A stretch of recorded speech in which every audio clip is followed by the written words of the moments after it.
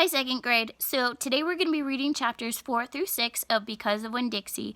But before we get started, I want to go over some tricky words that we're going to be seeing in the next couple chapters. So our words that we'll be seeing are motto, potluck, and congregation. So a motto is a short sentence or phrase used to express the ideas, beliefs, or purpose of a person or organization. So for instance, Nike's motto is just do it. In the movie Cinderella, the motto in that movie was have courage and be kind. A common motto today is to wash your hands and not touch your face. The next word is potluck. A potluck is where everyone participating brings a dish to share. So for instance, somebody might bring steaks, somebody might bring potato salad, somebody might bring fruit, somebody might bring drinks. Everyone brings a dish and they all share that each other's dishes. The last word is congregation.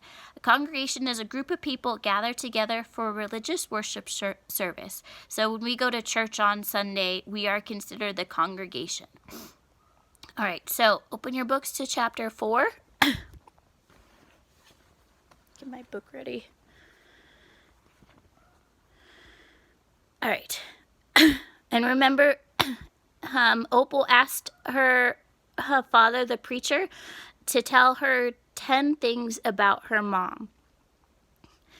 1, said the preacher.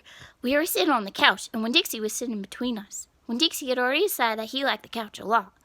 1, said the preacher again. Winn-Dixie looked at him kind of hard. Her mama was funny. She could make just about anybody laugh. 2, he said. She had red hair and freckles. Just like me, I said. Just like you, the preacher nodded. 3, she liked to plant things. She had a talent for it. She could stick a tire in the ground and grow a car. Winn-Dixie started chewing on his paw, and I tapped him on the head to make him stop. 4, said the preacher, she could run fast. If you were racing her, you couldn't never let her get a head start because she would beat you for sure. I'm that way too, I said. Back home in Watley, I raced Liam Fullerton and beat him, and he said it wasn't fair because boys and girls shouldn't race each other to begin with. I told him he was just a sore loser. The preacher nodded. He was quiet for a minute. I'm ready for number 5, I told him. 5, he said.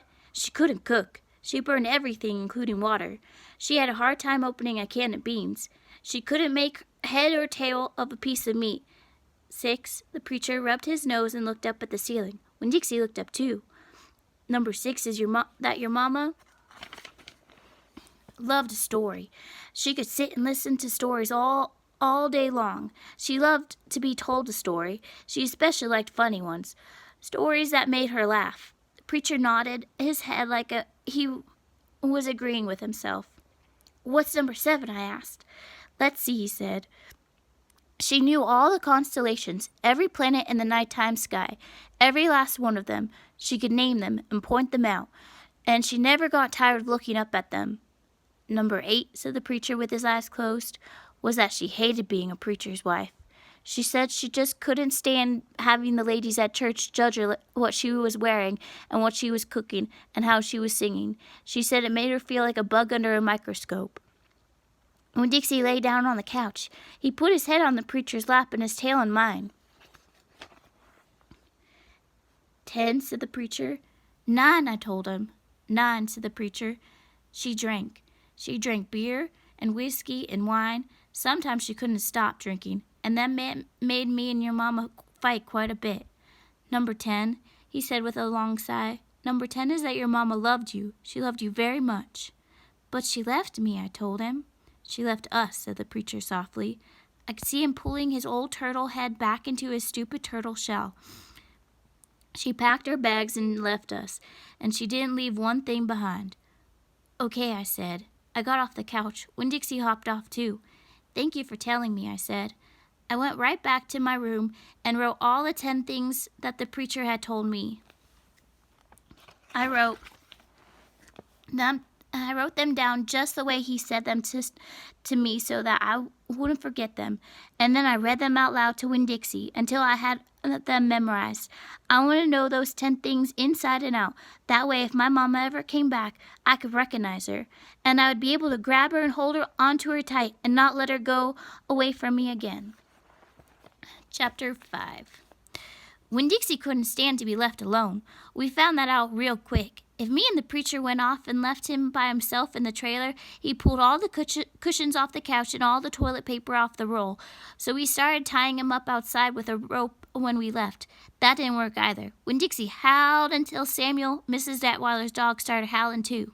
It was exactly the kind of noise that people in all adult trailer parks do not like to hear. He just doesn't want to be left alone, I told the preacher. That's all. Let's take him with us. I could understand the way Winn-Dixie felt. Getting left behind probably made his heart feel empty. After a while, the preacher gave in, and everywhere we went, we took Winn-Dixie, even to church. The Open Arms Baptist Church in Naomi isn't a regular-looking church. The building used to be a Pick-a-Quick store, and when you walk in the front door, the first thing you see is the Pick-a-Quick motto. It's written on the floor in little tiny red tiles that make great big letters that say, "Pick, pick, quick, quick, quick." The preacher tried painting over those tiles, but the letters won't stay covered up, and so the preacher has just given up and let them be. The thing about the Open Arms Church is that, different from other churches, is there aren't any pews. People bring in their own fold-up chairs and lawn chairs, and so sometimes it looks more like the congregation is watching a parade or sitting at a barbecue instead of being at church. It's kind of a strange church, and I thought Winn-Dixie would fit right in. But the first time we brought Winn-Dixie to the Open Arms Church, the preacher tied him outside the front door. Why did we bring him all the way here just to tie him up? I asked the preacher. Because dogs don't belong in church, Opal, the preacher said. That's why. He tied Winn-Dixie up to a tree and said how there was lots of shades for him and that it ought to work out real good. Well, it didn't. The service started, and there was some singing and some sharing and some praying. Because the truth is, he couldn't stand the thought of... Oh, skipped a page.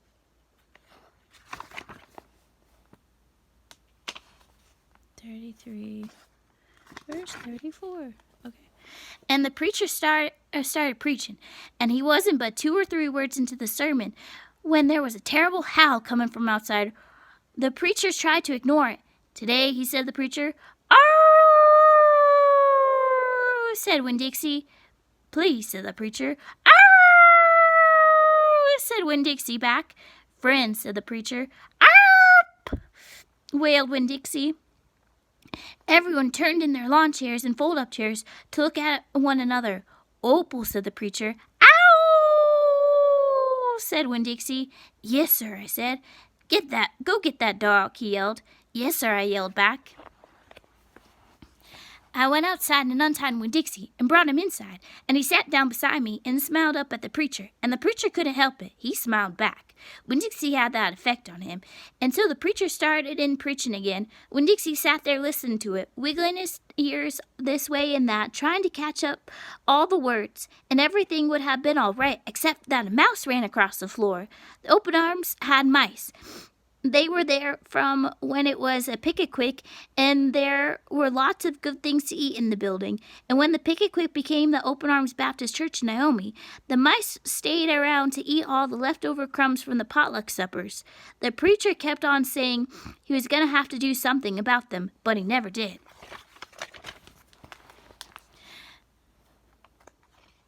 Because the truth was, he couldn't stand the thought of hurting anything, even a mouse. Well, Winn-Dixie saw that mouse, and he was up and after him. One minute, everything was quiet and serious, and the preacher was going on and on and on.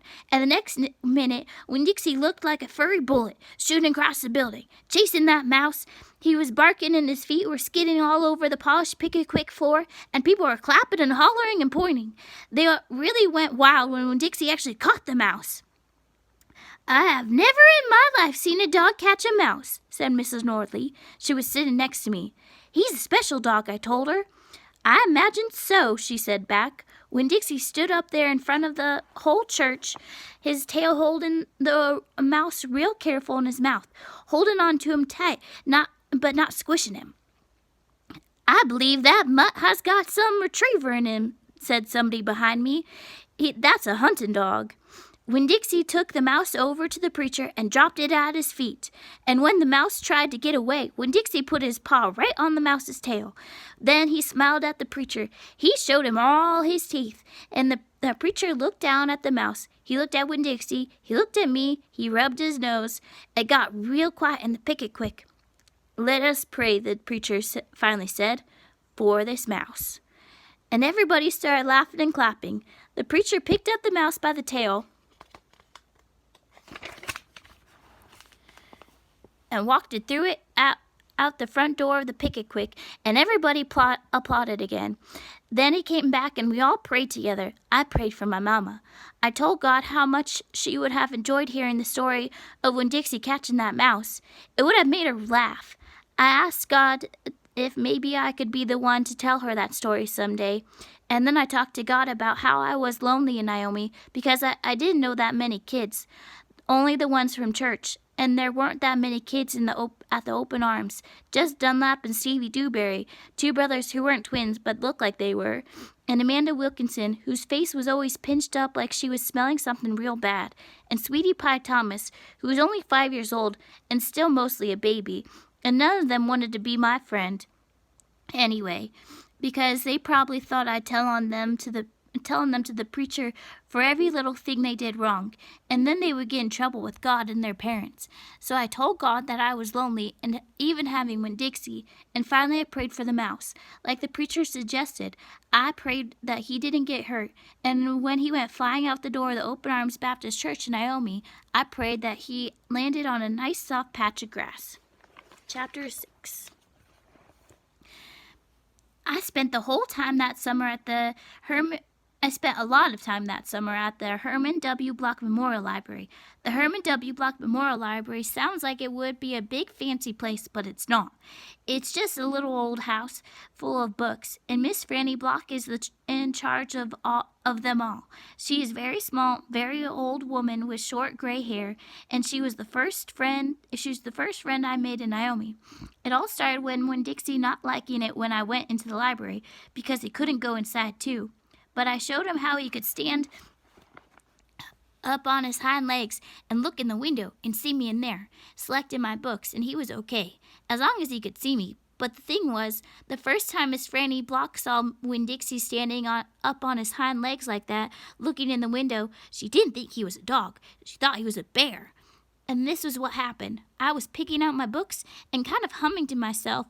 All of a sudden, there was a loud and scary scream. Ah! I went running up to the front library, and there was Miss Franny Block, sitting on the floor behind her desk. Miss Franny, I said, are you all right? A bear, she said. A bear? I asked. He has come back, she said. He has, I asked. Where is he? Out there, she said. She raised a finger, pointed at Winn-Dixie standing up on his hind legs, looking in the window for me. Miss Franny Block, I said, that's not a bear, that's a dog. That's my dog, Winn-Dixie. Are you positive? She asked. Yes, ma'am, I told her. I'm positive. He's my dog. I know him anywhere. Miss Franny sat there trembling and shaking. Come on, I said. Let me help you up. It's okay. I stuck out my hand and Miss Franny took hold of it, and I pulled her up off the floor. She didn't weigh hardly anything at all. Once she was standing on her feet, she started acting all embarrassed, saying how I must think she was a silly old lady, mistaking a dog for a bear, but that she had a bad experience with a bear coming into the Herman W. Block Memorial Library a long time ago, and she never had quite gotten over it. When did that happen? I asked her. Well, said Miss Franny, it's a very long story. That's okay, I told her. I'm like my mama, and that I like to be told stories. But before you start telling it, can Winn-Dixie come in and listen too? He gets lonely without me. Well, I don't know, said Miss Franny. Dogs are not allowed in the Herman W. Block Memorial Library. He'll be good, I told her. He's a dog who goes to church. And before she could say yes or no, I went outside and got Winn-Dixie, and he came in and lay down with a humph and a sigh right at Miss Franny's feet. She looked down at him and said, "He most certainly is a large dog." "Yes, ma'am," I told her. "He has a large heart, too." "Well," Miss Franny said. She bent over and gave Winn-Dixie a pat on the head, and Winn-Dixie wagged his tail back and forth and snuffed his nose on her little old lady feet. Let me get a chair and sit down so I can tell this story properly. All right, next we'll hear the story of the bear.